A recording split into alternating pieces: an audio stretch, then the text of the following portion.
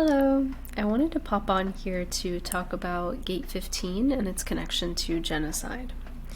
Now, given Gate 15 is a love gate, it's really hard to believe that it can have anything to do with something as inhumane as genocide, but you'd be surprised at how each gate carries both a gift and a shadow. And today I want to talk about how the shadow has played out on the global stage through this gate. I'm going to give you some context so you understand exactly what I'm talking about. In human design, love gates, if you haven't heard of them, are divided between two very distinct categories. We have the mundane type of love, which is basically found in connection to someone. So you've basically found someone you love, and almost each and every one of us has had that experience, right? Loving someone through connection. The other type of love is the transcendent love. Basically, this is the experience of love through another person, meaning you gain some sort of access to universal love through someone rather than loving the person themselves, if that makes sense. This person offers the opportunity for you to experience a doorway into the divine. They may sound a little bit similar, but it's really important to make sure you understand the difference. Human design, like a lot of things, operates in a binary system, meaning there's duality in everything. If there's one message that's stuck with me, it's life is a paradox and it's up to us to find the balance, right? This message actually came to me when I was about 12. I was on a flight to the US and it just stuck with me ever since. What I mean by the paradox or the binary system in human design is the fact that even though these are technically love gates, they can also be expressed as hate. I don't know if you've been on the other side of this hate coming from someone who has transcendental love gates, but it's not pretty. I mean, it feels like you just killed someone's mom or something. It's really wild. I triggered a friend once by accident without even realizing what had happened, and it just stuck with me for a long time because I started walking on eggshells for fear of hurting someone else's feelings. I was so blindsided by what happened, and I thought, how could somebody so loving be so upset about something so trivial? Like, I don't understand. And I guess I didn't realize that this person had a bunch of transcendental love gates, and I didn't necessarily make their love personal, but there was definitely a miscommunication there. I mean, in my case, this person was, I guess, just trying to be polite, and I took their words a little bit too literally. But if I can give you any advice, just make sure you never make the transcendental love personal, meaning if somebody's just loving or that's part of their character and their personality, it's really important that you don't confuse that with their love for you. That's vital. And thank the stars for human design, honestly, because it really explains something super obscure that now I can finally get closure around and understand that this was just mechanics at play, which makes it a lot easier to understand and stomach. And this is not bad per se, right? Like, this duality is not bad. It's important to be able to discern between what we want and what we don't want, because the harmonic gate, which for gate 15 is gate 5, that's the one that's complementary to gate 15, is always going to call out to you if you have gate 15. And so it's really important to be able to distinguish between a person you love who holds the gate 5, who's correct for you, versus a person who's just pulling you towards them. Attraction isn't usually a good indicator for a good relationship or a positive interaction. Sometimes it can represent a recurring theme or some sort of pattern that keeps repeating.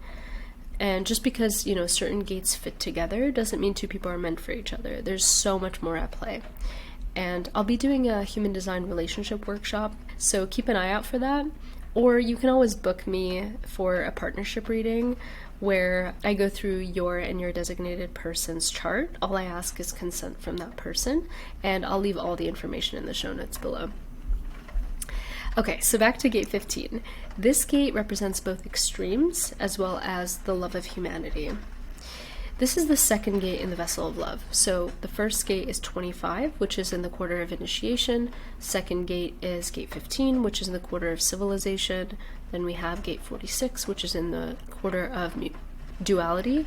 And then gate 10, which is in the quarter of mutation. And these represent the evolution of love through the Maya. Gate 25 initiates the concept of love in the divine sense, meaning it brings into form the love through gate 15.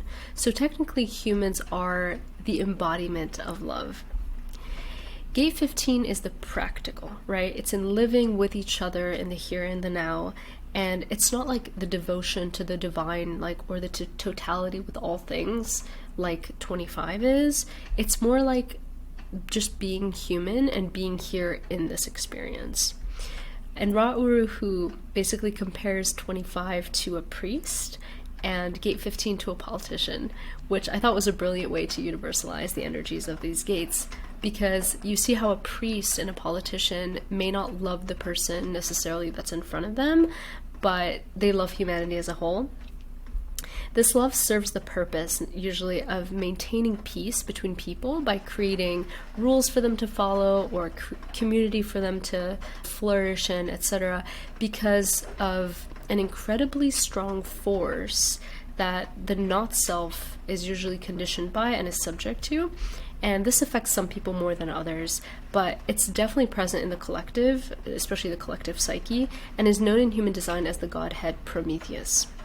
I talk about the godheads extensively in my course, the Not Self Masterclass, if you're interested in learning more about that. So this is the disruptive force that we see play out in the form of revolution, but it's also not exclusive to revolutionary acts. It can show up as military force or violence. And now you might be asking yourself, how does this all relate to gate 15? Well, I'll get there. So let's just go back to love for a second. So when we talk about gate 25, it's kind of like being in love with God, right? It's this never-ending search for communion with the divine, whereas with gate 15, it's this collective love that's part of a logic circuit. It basically says that because I love humanity, I must help them organize in ways that are helpful and not destructive to them. So we have people creating systems that will ultimately help humanity achieve peaceful existence where there's no need to fight tooth and nail for resources. And that way people can be more loving to each other, right? Sounds great. And so nothing makes someone with a gate 15 more happy, right, than that. In the mind of somebody who has a gate 15, the more civilized a society, the more loving it is, and that is just the moral standard. Again, this is not personal. Gate 15 just believes that humanity should be operating in a specific way, and as somebody with a gate 18, I mean, I can totally relate to this. So by virtue of having this sort of unconscious standard for humanity, this opens up the possibility of displaying the shadow of the gate, which is extremes. Now, we all know how harmful extremes can be, right? Because just look at the wars that were fought in the name of religion, or, I should probably say religious extremism. Ra basically says, through this gate, we see every horror possible. This gate operating personally in the not-self realm, important, this creates everything from concentration camps to killing fields. And he goes on to explain the reasoning for this, which I thought was super fascinating. He says, the only way we can organize our society so everybody is loving is that we have to get rid of those who do not love. They're the ones that live over there. Let's kill them. Right? So this othering can lead to genocide by some, and the conscious or unconscious consenting to genocide, and as well as the complicity to it by others, or the complicity in it, I should say, by others, which is happening at this exact moment in Palestine, Congo, Sudan, Haiti, and I'm sure many more that I haven't even looked into. So since we've been taught to believe that the people in these areas are not loving, right, because we use terms like barbaric or savages and terrorists, we basically dehumanize the other and see them as problematic or like a threat to our civil and loving society. And that's a problem, right? And this has been happening for a long time. I mean, the US was built on this exact premise, and you'd be surprised to find out that not only does the US have this gate 15 activated in its human design body graph, but so does, pause for effect, Bibi Netanyahu, the devil himself. I mean, It's crazy to see these things in a body graph. And I'll be analyzing the charts of Israel and the US, and I'll be taking votes on whether you'd like me to analyze BB's chart as well. So keep an eye out for that, and let me know in the comments if you'd like me to make a video about this. Okay, so let's get back to gate 15.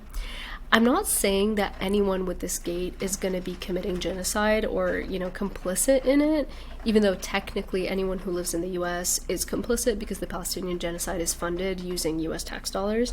But it does make somebody more likely to give it a pass for the reasons that I mentioned.